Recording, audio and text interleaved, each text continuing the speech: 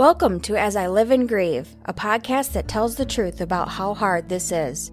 We're glad you joined us today. We know how hard it is to lose someone you love and how well-intentioned friends and family try so hard to comfort us. We created this podcast to provide you with comfort, knowledge, and support. We are grief advocates, not professionals, not licensed therapists. We are you. Today we're speaking with Katie Rossler. Katie is a transformative grief guide and licensed counselor with 13 years of experience helping individuals, couples, and families. She is the author of The New Face of Grief and is on a mission to help people learn how to heal hidden grief in their lives. Katie is an expat, wife, mom of 3, and loves to be by the water to relax.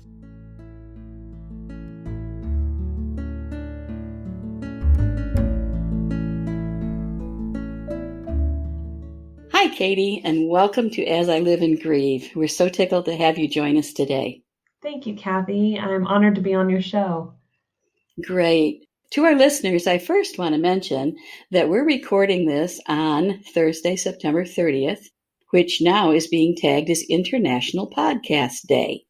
So I'm really excited about this. And as well, I wanted to say that this particular episode, to honor Podcast Day, is actually being recorded not in my home studio office, but in the building called Shepherd Home, which is a comfort care home, a hospice home that I work at, I volunteer at, my daughter worked at, volunteers at, and it's a very, very special place to us. Shepherd Home was actually the inspiration for this podcast. As we saw the families come in and be with their families as their loved one died, and then the struggle the families had themselves as they started that journey of grief. And that's what made us think that death in general just needs to be a more comfortable topic of conversation. So that's where we are. All right. Today, Katie's going to talk to us. It's about grief in general. I have several questions I want to ask her. But before we get started, Katie, would you tell our listeners just a little bit of your background, please? Yeah, so I'm a licensed counselor and transformative grief guide and new author as well. I get to add that title to the list. I've been counseling for 13 years and from the United States, but I live in Munich, Germany now. We've been here for 5 years. I'm a mom to 3 girls, and I've had private practices both in the States and here in Germany, and really have enjoyed supporting people in having healthier communication in their lives, better boundaries. And over the past couple of years, my own story has shifted into a lot of grief healing work. And from that became sort of this focus that I wanted to start working with people, similar to you and your daughter, seeing so many people grieving and not really knowing where to start or how to go through the process. Right. I was noticing in the last, especially the last year and a half, that lots of people were grieving and it wasn't completely connected to death. And they didn't know it because it's hard for us. We think grief and we think a death must have happened. Mm-hmm. And we've even said to people like, well, it's not like someone died when they are grieving of something else. Yeah. And the reality is grief is actually a very normal, natural process we all go throughout our lives. Right. It's linked to death as well as adjustment, change, shifts in kind of rites of passages, changing, into motherhood, parenthood, out of it, empty nest syndrome, all of these things. So I wrote a book called The New Face of Grief. And it was to help people to start to understand hidden grief. That's what it's called, when it's not associated with something society with. And helping people to see that it actually helps us grow. And I had to go on my own journey first. A lot of people always are like, oh, it's so easy to talk about it when you haven't experienced it. And I was like, no. He has gone through the fire and continue my own grief work. Right. And that's a journey. I think it's a lifelong journey in many ways. Right. And one of the realizations that came to me, and when I think about loss from death of a loved one, I lost my father to cancer. Then I lost a newborn child, a boy. Then I lost my mother then I lost my husband. And each one of those was entirely different, not only in what led up to their death, but in that period of time afterward, that grief journey. And it was really only after the death of my husband, which is not quite 4 years ago, but it's been a few years, that I came to the realization that I'm going to grieve for the rest of my life. It's going to change. I'm going to adapt in different ways, already have in many ways, but that grief is going to stay with me. And just as you talk about hidden grief, one of the favorite examples that comes to my mind is when someone loses a pet. Well, a pet, a dog, has always been a vital part of our family. Yeah. And when you lose them, it's different. I hate to say it's no different than losing a parent. Every death is different. Yeah. Every little initial phase of your grief journey is different. After a while, it kind of morphs into something similar as you've experienced before, but that initial piece is different.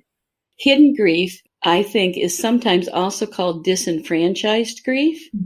I don't care for that term because to me it doesn't really explain it so well.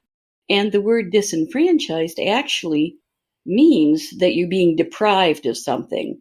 So they're trying to depict the idea that you're being deprived of that normal right a person has and need a person has to grieve, because your grief, your particular experience, is not being understood or accepted by others. So I really prefer the term hidden grief. Now, I want to kick it back to you for a second, but I want to do it by saying I visited your website. Actually, I've been there several times. I love reading it. There is a quote on your website that struck me. It continues to make me think, and that is, grief isn't pretty. It's beautiful. Yeah. Are those your words? Yeah. Yes. Oh my gosh, Katie, that's a beautiful thought. But can you explain that to our listeners? 100%. So I grew up in the church, and I remember a sermon once that said, God's good is not our good. And it was the first time that I had this understanding of the word good or beautiful have these connotations that we associate, like good must mean it feels great and like it's good all the time.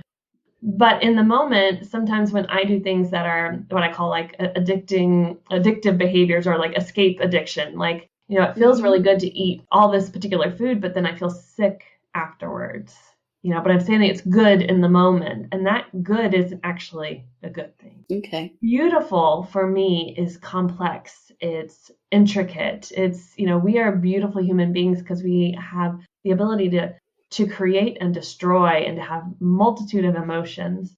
And when I think about grief, it is beautiful, and not in the classic sense. And I talk about this in the book. It's beautiful not in the classic sense of, oh, look, the symmetry and it's beautiful colors and, it's lovely, beautiful in the richness of it, how it helps us grow, the depth that it takes us to, and the strength that it shows us that we have. That's why I say that it is beautiful. And, often we think when we are grieving, people kind of go like, I just look ugly when I'm crying, or don't look at me. I don't want you to see me in this negative state. I don't want people to see me like this. And that's why I say it's not pretty. No, it's not pretty. Right. But it's beautiful because who you become outside of that is amazing. And that's on the cover of my book is a lotus, because it's in that murky, dark water. And every night it closes up into its bud and goes back into that water and then comes back out, and the petals are never touched.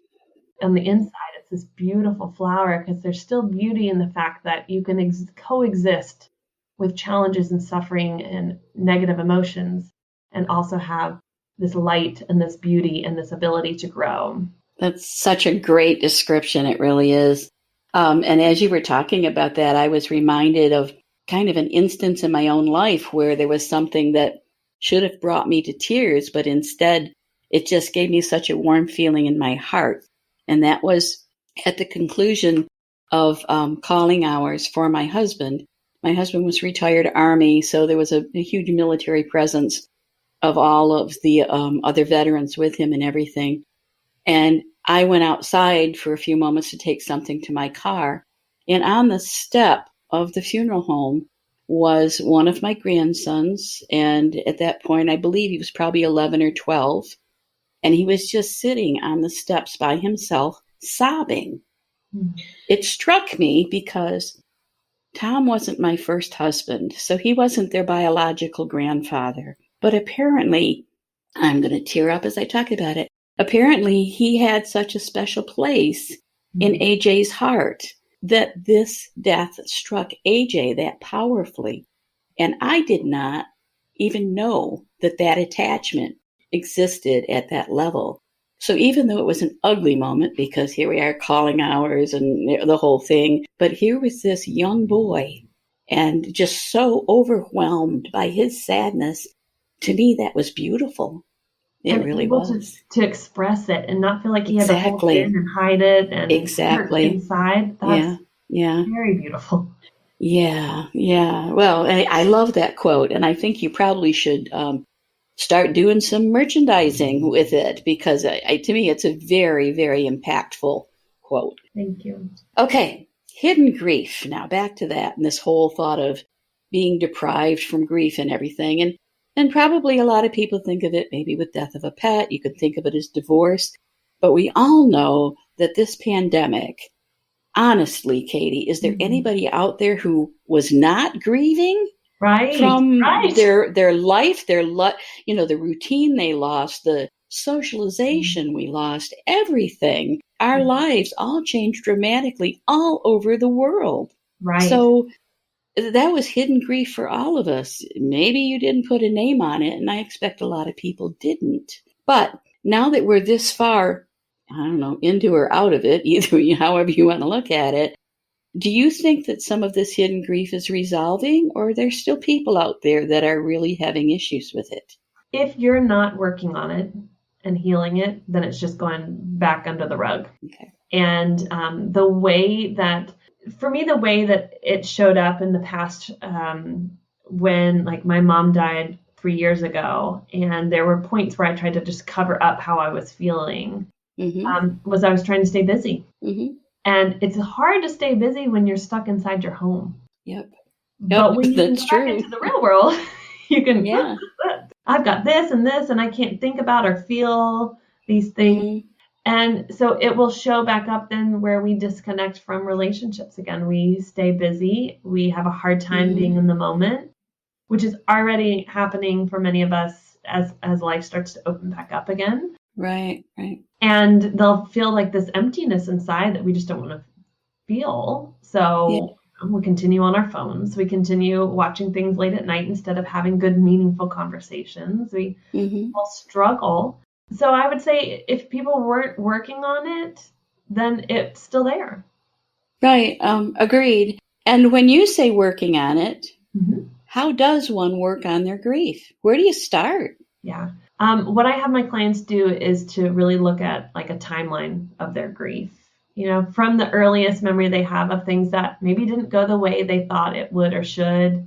It can be something as simple as, I wish my mom had been more like this, or this happened at school one time. The things that linger and we hold on to over time, that we lay down at night and we have that memory of something we said to someone one time that I can't believe I did that. Why did I do that? Right. And grief for me is just when life didn't go the way we thought it would or should. And that's the same with a death. Like I thought life would be with this person, and now it's not. And we know death is a natural part of life as well as the beginning and the end. Right. And so, but we don't like that feeling. Like, no, it shouldn't be like this.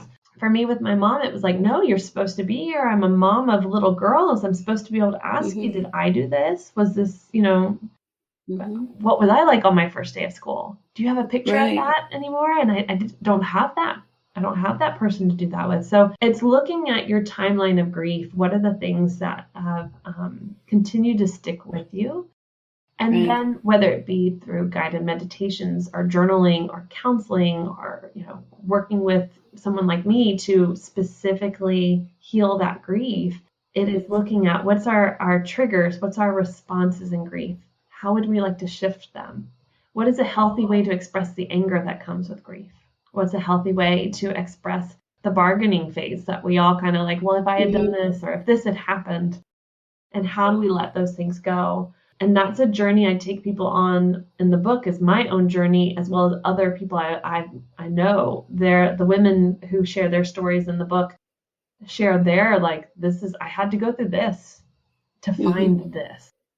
Right. And so it's a healing process that begins with sort of a becoming your own consultant. Like, let me look over this and see what works here, what doesn't work here, and what's happening with my grief. And I tell people it's as simple as, 10 to 15 minutes a day, which people go, well, as soon as I open the floodgates, it'll never close down. But you really can allow yourself that space first thing in the morning or the end of the day, whether you journal or stare at like a tree or open field or wherever you are, and just have some tea or coffee and sit there and just like, I'm just going to allow myself to feel how I feel. And often my clients stay in their head. Well, and then this happened, and then that happened, and this is how I felt. And I usually go, okay, we've done enough talking. And that's why I do use guided meditations, because I have them close their eyes, have them stop talking, and drop back into their heart. Because grief is in our lungs and our heart. Like your chest, we feel it. Like, oh. So I have them go back there and then allow them to just weep in whatever way they need to, or be angry or whatever. Right. And then we talk about what tools will help to release that, so that it doesn't feel like it's overwhelming and taking them, taking up all this time and kind of spilling over into relationships or into their work or things like that. But if we don't allocate time on a regular basis, we think, oh, it's hidden, but it shows up. Yeah. Oh, Katie, you're such a wise woman. In my grief after my husband died, one of the best pieces of advice I had was grab a cup of coffee or whatever it is you like to drink. And I live, probably within a few miles of Lake Ontario, one of the Great Lakes. I'm in upstate New York. And they said, go to the beach, whether you sit in your car or whether you get out and sit in the sand or sit on a rock, doesn't matter. Just you and whatever you want to drink, and do nothing. Leave your phone in the car and just be. And just let your emotions show you the way through this part of your grief. And I thought, yeah, right, And my mind doesn't shut down. It's hard sometimes at night to go to sleep because my mind is like a circus. I mean, there's so much going on up there. And I went out, and it probably took me about 10 minutes that I didn't have all of these fragmented thoughts running through my head, and actually even almost got up a couple of times and to say, I'm going to give up. And no, I'm going to sit right here. I'm assured that this is going to help me. And I was at a point that it was hard for me to be around anyone else because I would just break out in tears. I just couldn't control it. And it wasn't that I was talking about my husband. It wouldn't have mattered if I went to the grocery store and asked them where I would find the Himalayan sea salt. It wouldn't matter. I would just break out in tears. And I sat there on that rock. And eventually, my emotions started to take over. And I sobbed, and I sobbed, and I sobbed. And eventually, I ran out of tears. And when I did, then I found myself thinking of the things about my husband that made me smile. And it was a wonderful, wonderful time. I've done something similar a few times since, not for the grief, but just for the release, I think, of stressors in my life. But I have to say, relaxing, so to speak, or letting yourself be totally in the moment with nothing else, no phone, no book, nothing, is one of the hardest things I have ever done. And I've talked with other people and say, oh yeah, I hate to relax. They're just not comfortable doing it. They must be busy with something. So I support that, as at some point in your grief, you just need to do that. And after that, actually, after all of those tears drained out, I was probably dehydrated, but I was able to be around people and everything without dissolving in tears. And I think that had just I had been pushing it back, through the planning, through my husband's illness, even before he even died. I'd been holding all of that back, and I just needed to get that out so that then I could move forward and take the rest of my journey, so to speak. And it was much easier after that, I have to admit. Yes. Yeah. When we have to allow, because our body holds it. I think grief is like this energy that our body just like holds on to until you allow it and give it permission to finally express itself. And when you do, it can be, there's that beautiful again. Exactly. Emotional, but it teaches us so much again about ourselves. Yeah. And I think so many times we're raised to hold our emotions in, stuff it in, don't cry, don't show anybody you're mad, upset, hurting, in pain. Don't let anybody see that.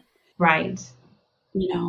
This is the importance of, as we raise children in the next generation, instead of, even when they do something like scrape their knee, you don't give them food or watch this on my phone, or because it's little things like that we think that we're redirecting and we're soothing them. But what we're doing is training their brains to think, I can't handle this. I need to feel something else. Right. So then as we're older, man, I've had a bad day. I deserve this, whatever I'm going to, buy, eat, drink. Yeah.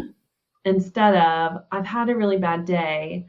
Let me go, do something that's good for my heart, my soul. Let me go sit in silence. Let me feel this and just release it. Yeah. So we're having to decondition lifetime of being told you're not really capable of feeling this. And remember, you are very capable of feeling it. Sure. In fact, you're created to be able to keep. Exactly. That's the way we were built. Yeah. So the stuff it in, don't worry about it, that kind of thing. Yeah, I'm hoping that my book changes this perspective on people and they start to realize it's okay. It's okay for us to grieve. It's okay to show grief, and it's okay to teach how to grieve. Right. That's great. So are you working on a book for kind of helping your children learn to deal with grief before they need to? No, but I do have an online ebook, How to Talk to Kids About Grief. And I do support videos for the kids, different age groups, depending with coping skills that I would have taught them if they were in my counseling office. Nice. And, a large part of it is teaching the parent how to get comfortable with their own grief, because we don't like to talk about the things we're not comfortable with. Right.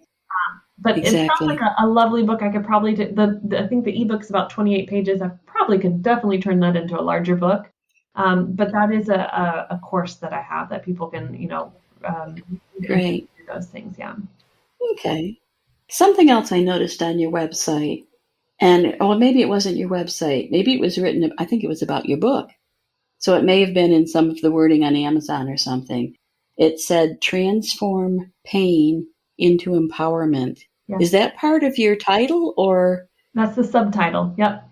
And what do you mean about that? I mean, how do you flip a switch and turn pain into empowerment? It's definitely not flipping a switch, but it is that transformational thing that happens. If you think about a caterpillar and a butterfly. We have this analogy of transformation and like this beautiful butterfly that comes. But many don't realize that a caterpillar, when it cocoons, there's an enzyme that's released and it digests itself. It turns into complete mush inside that cocoon. And then all of a sudden there's the next kind of phase occurs, and those cells reorganize themselves and become the platelets and things that create the wings and the legs and all of this stuff. That, for me, the cocoon of grief, which you can find a blog post about this on my website. The cocoon of grief is what we must go through, the uncomfortable, the mush, to become and transform into who we are meant to be. So each challenge we go through, we can look back at our lives and go, well, I can see why that challenge happened, because then I met this person afterwards, or I learned how to speak my mind better, or I learned better boundaries. We get that. We understand it. That's that butterfly, right? But we had to go through the uncomfortable in that challenge to get there. So that's, for me, how we transform pain into empowerment, is you actually feel it. You go through the grief. You do exactly what you did. You give it space. Because then, now, what have you created? You've created a podcast. You're able to sit with other people through their grief because you've lost many people dear to you. Right. Your cocoon has become almost a place of like, I know this, and I know what it's going to do, and I know how to sit with this, so that your wings can show. And most people want to rush through that process. And I always say, we can't fly with one wing. You know, like you can't get out of the cocoon too early, or you're not a full butterfly. We have to go through that. So for me, that is that transforming pain into empowerment. It's this pain, this hurt, this loss, this change, this adjustment into, I'm a greater version of myself because this occurred. Is that cocoon of grief concept in your book? It is, yeah. I added that as well. Yes. That's incredible. And, I honestly, I learned something in every podcast. I never knew exactly what happened inside the cocoon. I never thought about it. But that's so interesting. And it's such a great analogy for grief. It truly is. Wow. Very nice. Very nice. I always hate this part of the podcast because I have to say to our guests, our time is growing short. Before we think about wrapping up, though, Katie, I want to give you some time without me interrupting with questions or comments. I want to give you some time to speak directly to our listeners. Tell them about your website. Certainly tell them about your book, anything else you might be working on.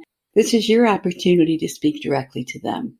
Thank you. Well, I just want to start with reminding people how capable they are of this process. Many people hear grief and they go, no, but truly you are able to withstand and go through, no matter how many years of pain and suffering there is, you're able to do it. And this is coming from a woman who lost her mom and then had 2 miscarriages within a year span. It's loss and pain, and when life really does not exist the way that we think it should, can be it's just so devastating. It tears us down. And so what I have found from my own experiences and really reflecting over 13 years of working with people is that, wow, you really actually can transform this. So my book, The New Face of Grief, is on Amazon. It will soon be on Barnes & Noble and all the other major online bookstores. And that's .com, .de, .au, .ca, wherever you are. It's on all of them, ebook or paperback form. And my website is Katie Rossler, and that's ROSSLER.com. On there, I have blog posts and podcast resources and free workbooks and courses, and you name it. I have all sorts of things. And we'll be coming up very soon with ways to start working with me now that I'm coming off of my maternity leave. I did end up having our 3rd child in January. And so now that I'm getting back into working again, it's in a new way. And my focus really is teaching this exactly how to transform that pain into empowerment. If you are on Instagram, you can find me at katie.rossler. I love to do videos on there and teach on there. And you can find me on Facebook as well. Same. Thank you so much. Well, listeners, we've come to that time again in our podcast. I dislike this time because I always enjoy the conversation so much. And I look forward, hopefully, to having you back, Katie, at some point, maybe with a second book or to talk a little bit more about certain portion of the grief journey. I know it's been helpful to me today, and taking something away from the podcast like the cocoon of grief, I'm going to go back and find your blog post and read it in more detail too, but I just love that analogy, and I'm probably going to refer to it from time to time, and with credit to Katie Rossler. And Katie is in Germany. I'm in the States, which again just emphasizes that grief is worldwide. Everybody's suffering. Back in the Victorian era, we would know who's suffering from grief. They would be draped in black. They would have bunting on their homes. Everybody in the neighborhood would know. It's not that way now. It's just not that way anymore. Sometimes I joke around and I say, I want a shirt that says, I'm grieving, be kind to me, and wear it in Walmart and see if anybody pays attention. At any rate, Listeners, thanks so much for joining us today on International Podcast Day. I hope you have gained something from this. I hope you visit Katie's page. We will have in the episode notes of the podcast and also on our website all of Katie's contact information. Please read her blog posts. Please reach out to her if you need some help or need some counsel yourself. And as we always say to everyone, please take care of yourselves. Self-care is critical when you are grieving, and most of us are grieving. Thanks again, and we'll talk to you next time on As I Live and Grieve. Thank you so much for listening with us today. Do you have a topic that you'd like us to cover, or do you have a question from one of our episodes? Please email us at info@asiliveandgrieve.com and let us know. We hope you will find a moment to leave a review, send an email, and share with others. Join us next time as we continue to live and grieve together.